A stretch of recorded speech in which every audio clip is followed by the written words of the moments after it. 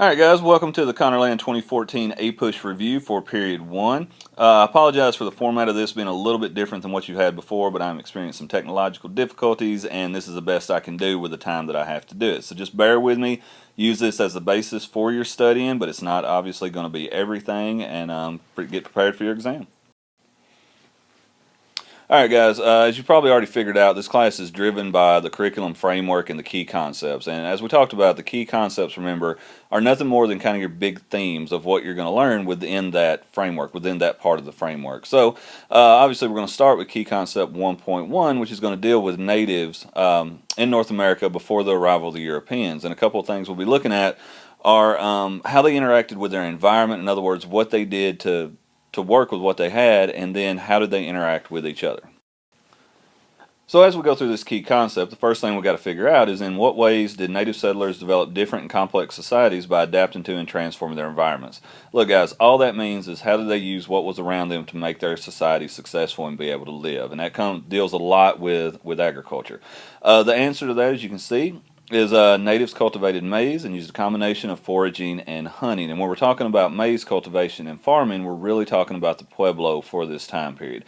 And what they were able to do by cultivating maize and having a stable source of food is begin to do something called job and social diversification, or job specialization, which means you have people in your society that can make their living, that can do things that do not have to do with food. So in other words, you're producing enough food with a small enough amount of people where other people can do other stuff. And when you have job specialization, it inevitably leads to social hierarchies where some people are the haves, some people are the have-nots. Next on the list, as far as the answers to that question, we're dealing with a Northwestern society, specifically the Chinook, which, as you can see from the map, was located in the states of what we now have the states of Washington and Oregon. And they're a little bit different than the Pueblo in the fact that they used foraging and hunting rather than settled agriculture. And even though they're doing that, you can still have similar developments with your society. If you've got enough people that are settled in one place, you can kind of do the same thing. You've got enough people producing enough food for everybody else so other people can, have other jobs, worry about other things, and you end up with a similar social hierarchy.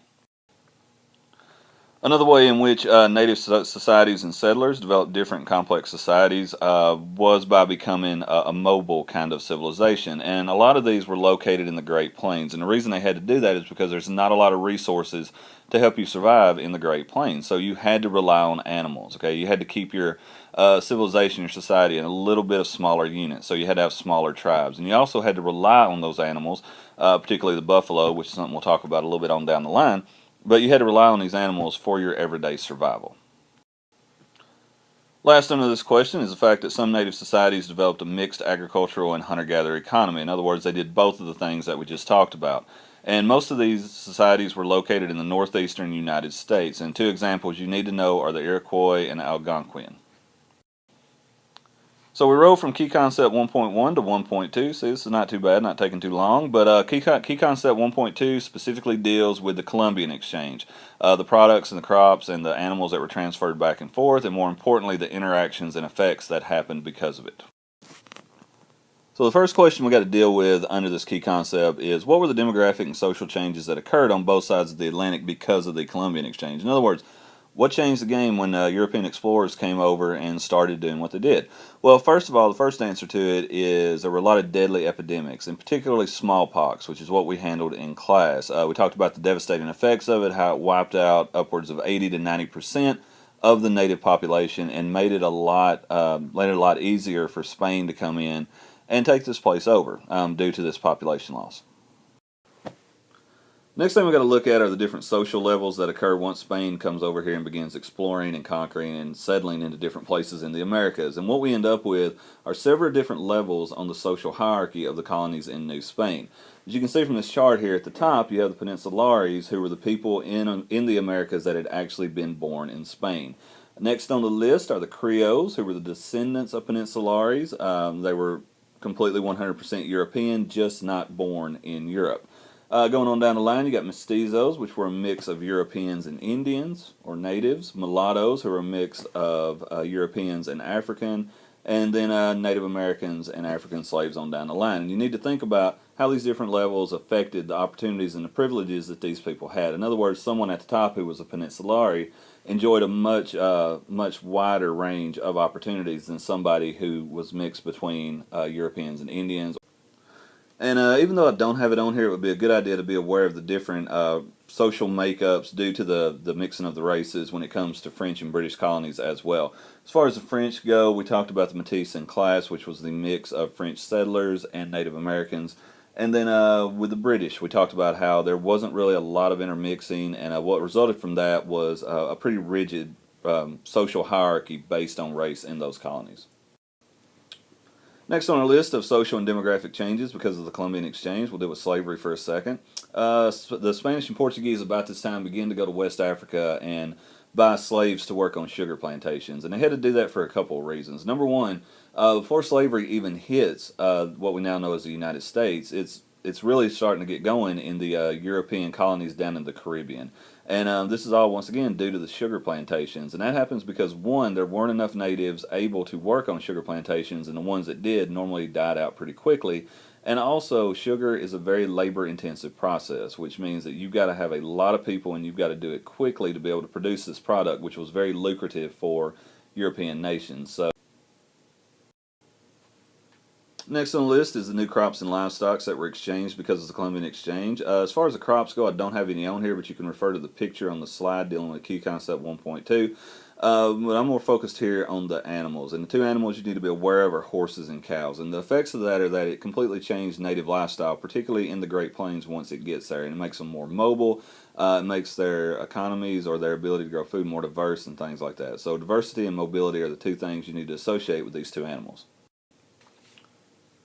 Next on the list is the encomienda system, which was a way to for the Spanish to form some kind of plantation economy or plantation agricultural economy and extract metals in the New World. So the first thing you got to know is what it is, and it's the legal system in which the Spanish crown attempted to define the status of natives. In other words, what to do with them as the Spanish came over here and began to settle. As far as the characteristics of the encomienda system, basically what it was, guys, was a grant by the crown to a settler for a certain number of natives. In other words, when a settler, conquistador, whatever you want to call it, came over to the New World, they would be given, determined by how much land they had or if they were close to a mine, a certain number of natives to work on it. And this labor, or the gold that was produced from mining, for example, would be given to the settler as tribute. In other words, the payment for being under them. In return for this tribute, the settler would have to provide protection. Originally supposed to provide protection for the natives and attempt to convert them to Christianity. And as we saw with our documents from De las Casas, that this didn't always happen, but that was the original intent of it, was protection for labor or gold. The main agricultural product that was produced during this period under the encomienda system, remember this really gets going in South America and the Caribbean before it makes its way up to America, was sugar, which we've already talked about. And as far as the main metal that was produced that really put a lot of money in the pockets of the Spanish crown during this time was silver, mined in South America in a mine called Potosi. Our second question under this key concept is, what were the factors of European expansion in the Western Hemisphere that caused intense competition in Europe and the promotion of empire building? In other words, why did they come over here? Why did they stay? And it all comes down to competition, trying to make your country the best in Europe, trying to be the most powerful country, I guess is the best way to put it. And that all boils down to three things: gold, God, and glory. And gold is the economic aspect of it. God is obviously the religious aspect of it, with conversion of natives, saving the savages, however you want to word it in their words. And then glory, political glory. There was a certain amount of prestige involved with having land in the New World. Next on our list of factors why Europe came over in the first place and then kept coming is new crop and mineral wealth from the Americas was introduced into Europe. And the first thing we're going to look at are these crops. And two of the main ones you need to be aware of are tomatoes and the potato.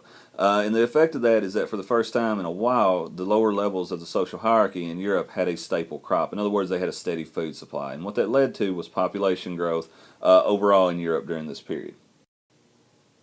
Next is the new wealth. And a lot of this wealth is coming from silver at this time. As you can see from this map down here, this display pertains to the flow of silver, particularly this orange part right here. the flow of silver from the New World into Asia. And Europe is making, particularly Spain, is making a ton of money off this at this time. So the economies of Europe begin to explode with the introduction of the new metals and new mineral wealth from the Columbian Exchange. Now this doesn't happen forever. Eventually inflation takes hold and it almost ruins the economies of Spain and Portugal.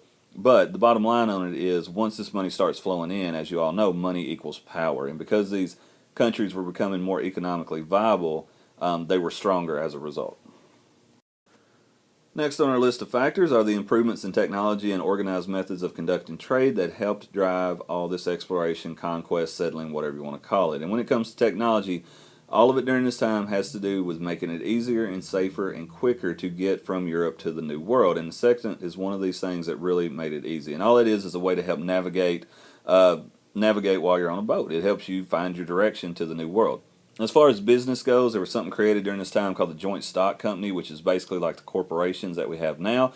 And it was a way for people to kind of share the risk of these voyages to the New World. So in other words, one person didn't have to finance the entire voyage on the hopes that they'll make their money back. You had a lot of people putting in a little bit of money hoping they'll get a return on it. So you didn't have to invest as much, you didn't get as much back, but you were not opening yourself up to as much risk. Alright, last one, key concept 1.3, which deals with the contacts among natives, Africans, and Europes and how they challenge the worldview of each group. First question under this is, how did European overseas expansion in contacts with natives and Africans alter European views of social, political, and economic relationships among and between white and non-white peoples?